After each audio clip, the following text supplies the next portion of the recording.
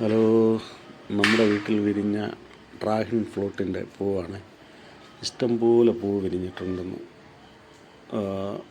അതിലിഷ്ടംപോലെ തേനീച്ച, ചെറു തേനീച്ചയാണ് കൂടുതലും നമുക്ക് ഇതിൽ വന്നു വീഴുന്നത്. അപ്പോഴിതിൽ ഇതിൻ്റെ പൂമ്പൊടി എടുത്ത് പരാഗണം ചെയ്താലേ ഇതിൽ കാ ഉണ്ടാവുള്ളൂ എന്നാണ് പറയുന്നത്. അപ്പോൾ ഇതിൽ ഇഷ്ടംപോലെ നമുക്ക് ഇന്നലെയും മെനഞ്ഞാന്നുമായിട്ടൊക്കെ വിരിഞ്ഞ പൂക്കൾ ഇഷ്ടം പോലെ ഉണ്ട്. പക്ഷേ ഒരു കായും പിടിക്കില്ല. എന്തെന്നറിയില്ല, ഇത്രയും തേനീച്ച വന്നിട്ടും ഒരു കായും പിടിക്കില്ല. നമുക്ക് വേണ്ട പെരുന്തേനീച്ച വരെ ഇതിനകത്ത് വന്നിട്ടുണ്ട്. ആദ്യമായിട്ടാണ് പെരുന്തേനീച്ച വരുന്നത്. അതുപോലെ പൂവെന്ന് പറഞ്ഞാൽ ഒരു 10-50 പൂവിന് മുകളിൽ വിരിഞ്ഞിട്ടുണ്ട്. പക്ഷേ ഒന്നും പിടിക്കില്ല. എന്തെന്നറിയില്ല.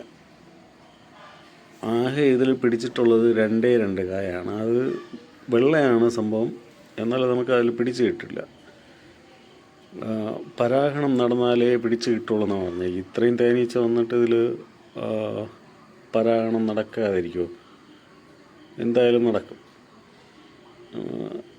അതിനു വേണ്ടി തേനീച്ച ഇതിനകത്ത് വരുന്നുണ്ട്. അപ്പോഴെന്തെന്നറിയില്ല,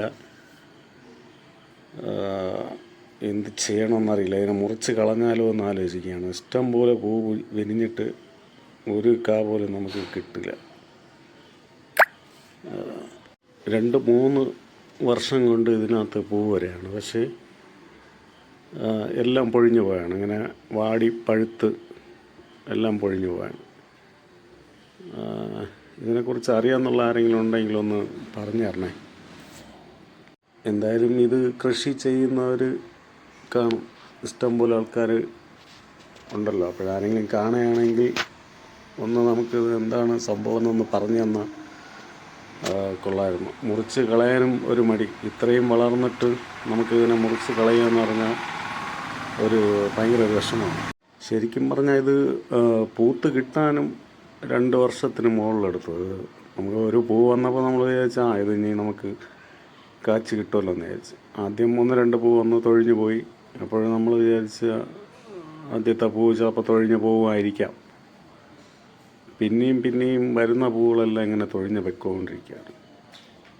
അത് എന്ത് ചെയ്യണം?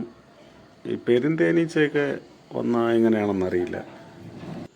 അറിയാമെന്നുള്ളവരൊന്ന് പറഞ്ഞു തരണേ നമുക്ക് എന്ത് ചെയ്യണമെന്നുള്ളത്. Okay, thank you.